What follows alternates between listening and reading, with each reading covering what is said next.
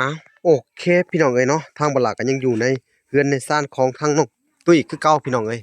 จะมาอัปเดตเฮือนซ่านอีกรอบนึงพี่น้องเอ้ย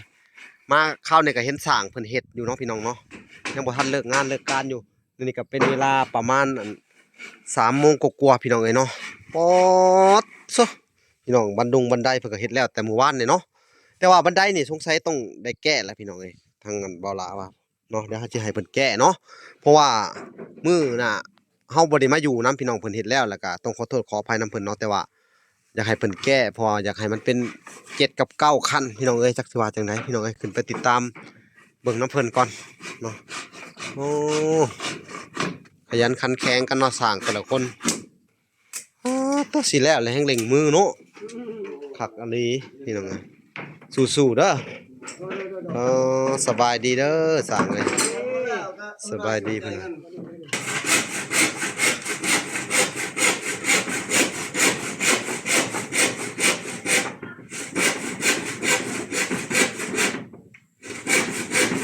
มาเบิ่งไปเบิ่งมาก็ได้นี่เรือนหลังบักไงพี่น้องเอ้ยโชคดีของอันเด็กๆเพิ่นหลายพี่น้องเอ้ยพี่น้องเอ้ยตัดภาพมาอยู่ทางน้องๆโอ้ไม่เฒ่าว่าจักเฮ็ดอิหยังน่ะจูดเสาเฮือนเจ้าของบ้านนี่โอ้มนต์แดงดินบ่มันงามโอ้นั่งคืนครบนอนกลางคืนแล้วมันขึ้นเถิดนอนนำอีกเออมันบ่ได้นอนธรรมดาเนาะเออมันตอดอีกพี่น้องเอ้ยบาดนี่ป๊าดเด้อเอาสบายดีก่อนเด้อสบายดีแม่ใหญ่ อืมทางน้องๆเพิ่นก็ได้หาหงหาเฮาให้กันโอ้ยสบายดีเด้อเนาะสบายดีน้องมุ้ยอืมพี่น้อง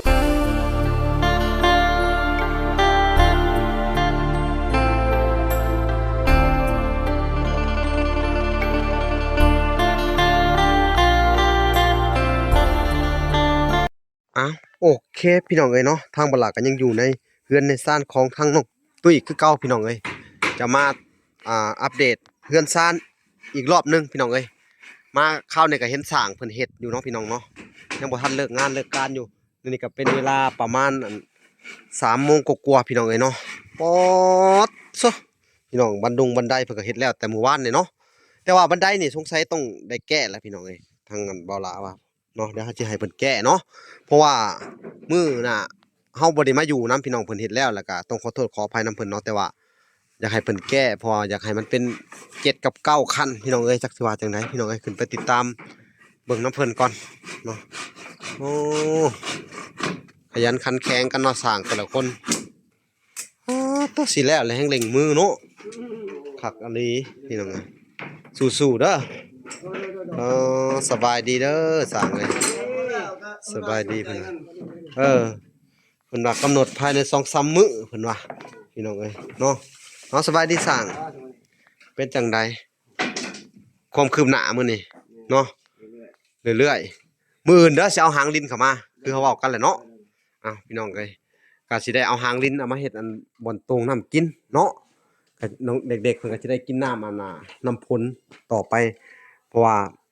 น้ำบาดาลก็มันเป็นจั่งใดรสชาตินี่น้ำบาดาลอยู่นี่ จางมันจางแม่นมันกินบ่แซ่บว่าบ่ซั่นซะแซ่บบ่หยังนะ กินบ่โอ้มันจางๆคือน้ำเกลือนี่ แม่น จืดๆจางๆพี่น้องเอ้ยบาดนี่เนาะก็เลยว่าทางผู้ใหญ่เพิ่นเนาะก็คือทางไอ้เกิดสิงหานาถเพิ่นเนาะก็ได้ให้อันทางวลาได้ซื้อหางลิ้นเข้ามาเนาะแต่ที่จริงว่าสิเข้ามามื้อนี้แหละเนาะฝนฝนตกตั้งแต่เมื่อคืนนี่พี่น้องเอ้ย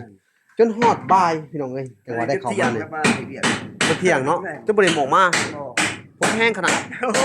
ไปตกแห้งอยู่ว่ารถหยุดใจหยุดเนื้ออยู่ คนไหนอืพี่น้องเอ้ยเนาะนี่แหละทั้งสร้างเพิ่นก็ตอกแป้นน่ะเนาะแสดงว่าแต่จังหวะนี้ก็อันน่ะสิแล้วเด้นี่ สิแล้วว่าเฮ็ดเช้าก็ได้ว่า โดยฝนตกแห้งไปบ่ได้ เจ้าว่าจังได๋แป้นแอมมันสิพออยู่บ่หรือแนวใด ไปสิเบิ่งที่พ่ออยู่ คือสิพอเป็นบ่ แม่น ข้าวๆเนาะ มันตัวยาวได้ตัวยาวนี่อยู่เทิง โอ้ นี่มาสั่นมาใส่ โอ้พอได้ซะเนาะ แม่นกระบอก สุดยอดนะไปเบิ่งก่อนพี่น้อง พ่อนั่นล่ะ บ่า ก็ไหลไปแล้วมาก เออ ขึ้นไป200นั่นไหล เขาไหลแบบเป๊ะๆได้จำนวนเฮือนซำนี้เนาะอ๋อพี่น้องเอ้ยหุ่นทั้งหลายอย่างนี้เนาะหุ่นอยู่เทิงอีกก็แม่นอีกเนาะ เรื่องนี้ก็ โอ้พอแล้วซำนี้เนาะพี่น้องเอ้ยโอ้เพิ่นก็แล่นไล่เตอร์ให้ได้กับเจือเนาะแป้นเอ้าระวังตะปูเด้อห่าสร้างเอ้ยเนาะ แล้ว คัก ก็ คัก เมื่อจังได๋อย่าลืมมาโอนาพ่อนั่นนะว่าซื้อปูนให้นะ โอ้จะได้ปูนสอบหนึง โดยสิลื้อบันได แก้บันได ลื้อเนาะ แม่น ลื้อใหม่เนาะ ลื้อเอาคันหนึงแล้วก็เฮาก่อขึ้นมาอีก อื เป็น2คัน มโดย สอง เอา เอาตามนั้นแหละพี่น้อง ซื้ เนาะ อหมดก็บ่ได้มันเสีย ซื้อปูนสอบหนึ่งพี่น้องเอ้ยในบ้านเนี่ยเขาบ่ขายบ่ บ่ ก็มื้ออื่นก็สิให้เพิ่นซื้อแล้วก็สิติดรถทางมาลาเข้ามาพี่น้องเอ้ยเนาะอาจสิพอดีเลยสิบรรทุกเข้าของเข้ามาเนาะแม่นแหละพี่น้องเอ้ยเนาะโอ้ข้างในพี่น้องเอ้ยนี่โตโอ้โหลานพี่น้องเอ้ยนี่คักอะลีอันนี้เนาะเฮือนใหม่งามพี่น้องเอ้ยเนาะเฮือนซานเพิ่น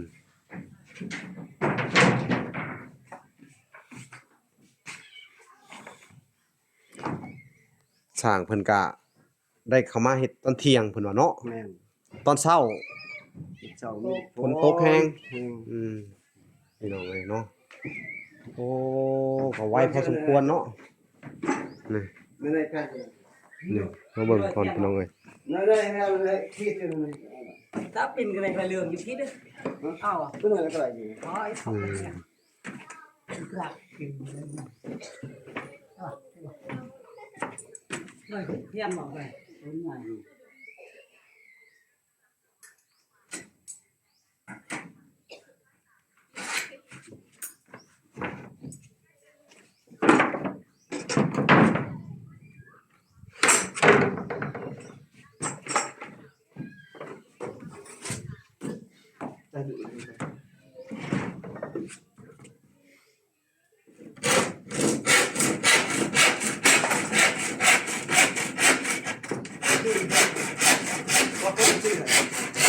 คือ70เพิ่นก็ให้น้ำแน่ถ้างั้นแม่ตะโงกเพิ่นให้น้ำแอมแล้วยังแล้วก็คักเนาะเพื่อนเนาะโอ้พี่น้องเอ้ยเบิ่งก่อน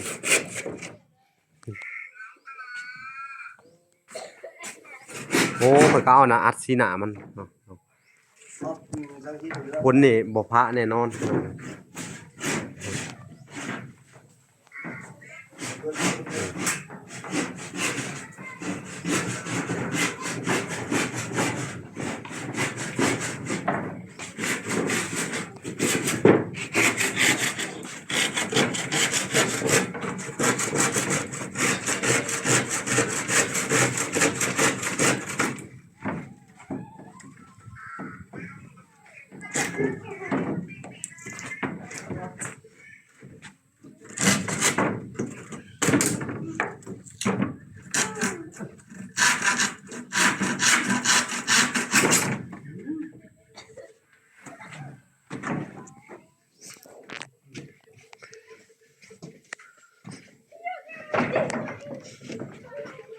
เหลือแต่ขั้นตอนการแอมนี่แหละพี่น้องเอ้ย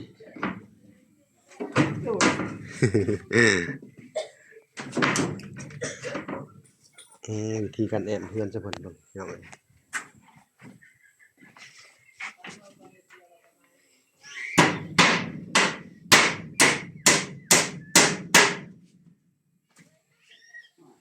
ใช้คอนเน็ก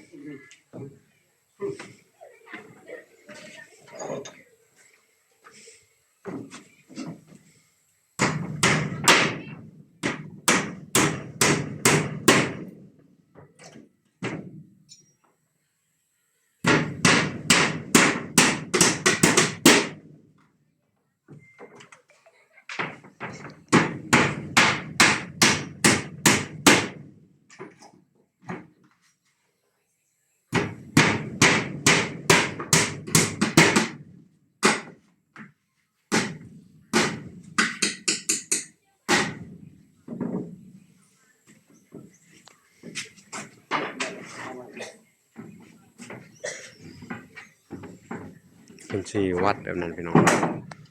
คนสิวัดแล้วก็สิเลื่อยวัดแล้วก็เลื่อยวัดแล้วก็เลื่อย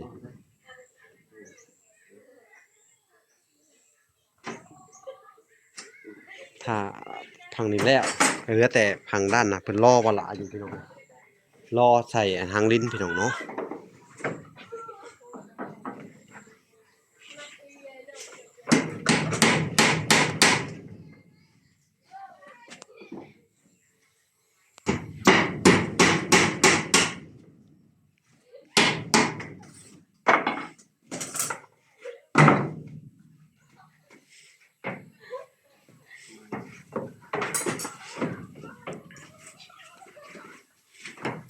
มีประตูหน้า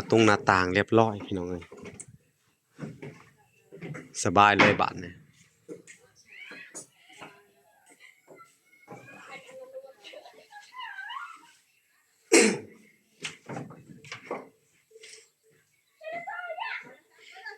ใหม่หึจะเอาไปแกะเลย ได้แต่ว่าอันแอมตัวนี้แล้วก็โครงหลังคาบันไดอืมเอาตามนั่นแหละพี่น้องเอ้ยเนาะหุ่นทางน้องเงียงก็ขึ้นมาแล้วพี่น้อง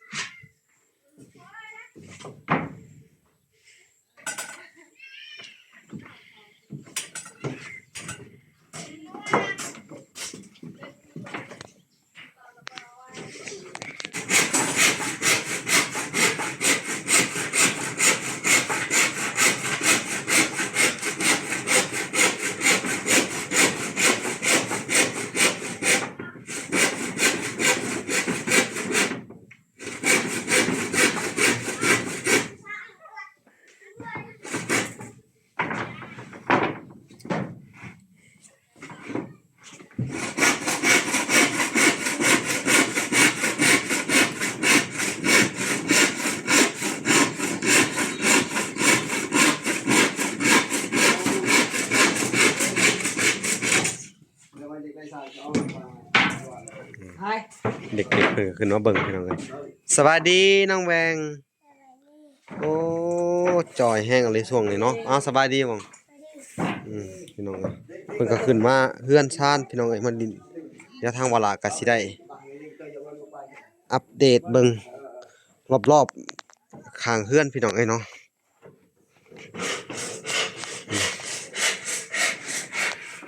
นี่เนาะพี่น้อง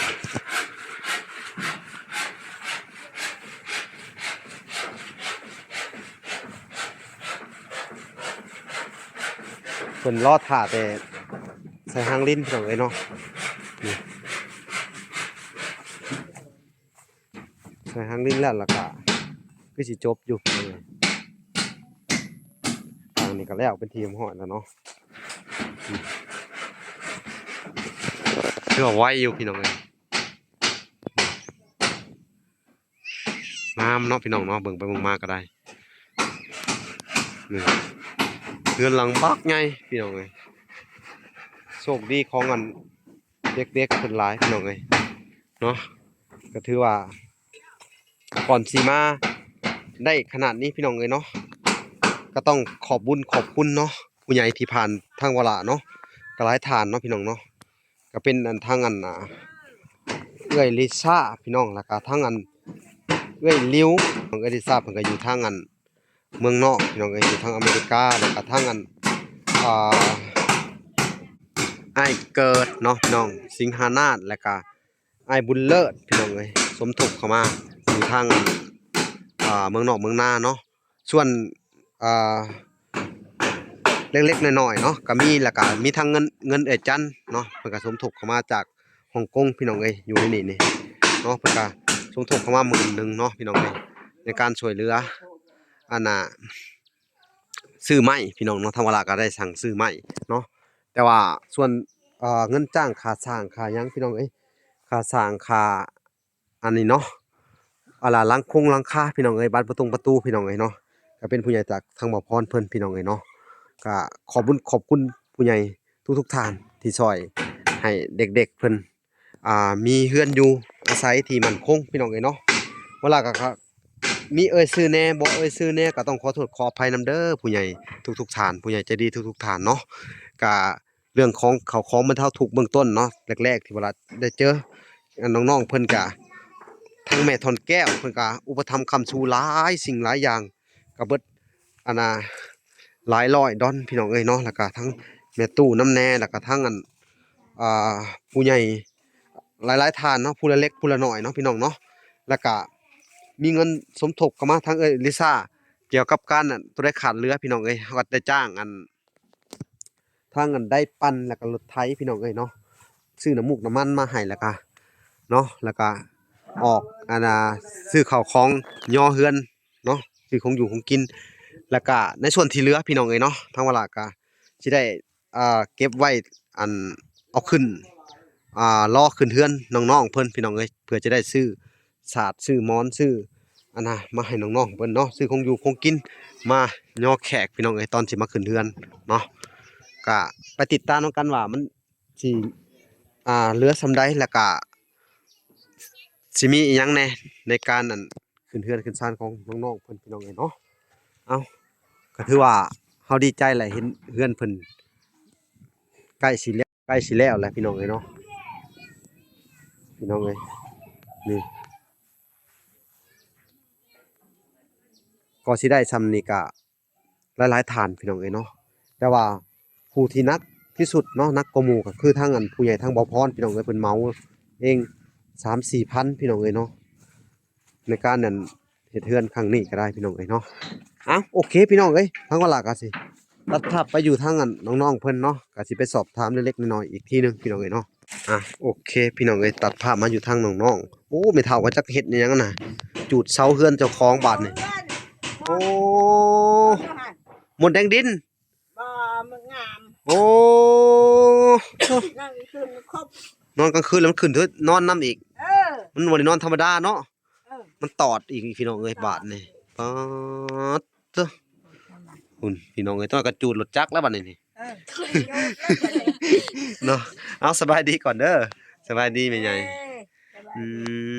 อ แม่เฒ่าเนาะทั้งย่าน้องตุ้ยพี่ทั้งน้องๆเพิ่นก็ได้หาหงหาเฮาให้กันโอ้ยสบายดีเด้อเนาะสบายดีน้องมุ้ยอืมพี่น้องเอ้ยหาอิหยังอะน่ะอาจี้เออจ้าจี้จ้าจี้นี่คือกินเฮาผู้นี้เป็นคนกิน เออ คือหาเฮาอะนะพี่น้องเนาะแต่ว่าจ้านี่คือกินเนาะพี่น้องอันหาเฮาเขาว่าจะได้นะ เจ๊ อ๋อจั่วจี้เพิ่นว่า เจ๊ หาเฮาจั่วจี้ไม่เท่าเพิ่นว่าจั่วจี้เนาะ โดย เนาะพี่น้องเอ้ยอันนี้ก็คือเป็นการหยอกๆเพิ่นเด้ออย่าหาอย่าเครียดพี่น้องเอ้ยเนาะน้องๆเพิ่นก็หาเฮาพี่น้องเอ้ยได้ใช้ตัวเฮามันเป็นจังไดท่านได้เห็นจักเทื่ออยู่ พ่อมานั่งเรียนกัน มึง พ่อมากัน มึงซูมมึงก่อนพี่น้องเอ้ยโอ้มีแต่ไข่ตัวนี่ เรียนมันเป็นไข่ พี่น้องเอ้ยนี่เป็นหาเฮาให้กันอยู่เนาะ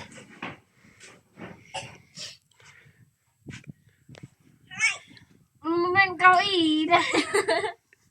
คนหยอกกันนะเอ้าพี่น้องเอ้ยก็จะมาสอบถามเล็กๆน้อยๆเกี่ยวกับอันน้องๆเพิ่นเป็นไดมุ้ยตุ้ยได้หยังกินแรงมื้อนี่ หนูไหม คือว่าไปหายามต้อนยามหลีบ่ได้ซ้ำ บอก มื้อแรกถูกบ่บ่ถูกไผไปเฮ็ดฮะ หลง รู้ให้ไปเฮ็ดเองบ่ หลงไปเห็น โอ้ไปเฮ็ดล่ะจุเจ้าไปยาม แม่ ใส่ไส้นี่บ่หรือแนวใด ประมาณนั้นใช่แง่กัน อ๋อนี่โต่งเนาะ เออ โต่งเอาปลาลงพี่น้องเอ้ยหน้านี่ปลาลงเข้าทอกเนาะหน้าเดือน11พี่น้องเอ้ยเดือน10ต่อเดือน11เนาะปลามันก็ลงพี่น้องเอ้ยเนาะเอ้าพี่น้องเอ้ยก็นี่แหละน้องๆเพิ่นก็